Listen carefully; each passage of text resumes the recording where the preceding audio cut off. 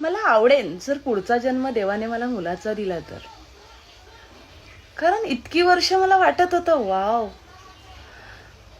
आपण काय काय करू शकतो, आपल्यामध्ये किती व्हरायटीज आहेत. आपण वेगवेगळे आउटफिट घालू शकतोय, वेगवेगळे हेअरस्टाईल करू शकतोय, मेकअप करू शकतोय, वेगवेगळे सँडल घालू शकतोय. आपण किती काही करू शकतोय.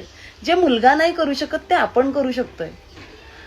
पण पुढे जाऊन असं वाटलं, यार एका बाईने घरात काहीही केलं, कितीही योग्यरित्या संसार सांभाळला, घरात राबली, अक्षरशः मरणाच्या दारात जाऊन तिने एका बाळाला जन्म जरी दिला ना, तरी तिला कुठला टॅग लागला जातो माहिती, की तू काय करतेस, तुला घरात काय कामं आली, तू पूर्ण दिवस काय करतेस.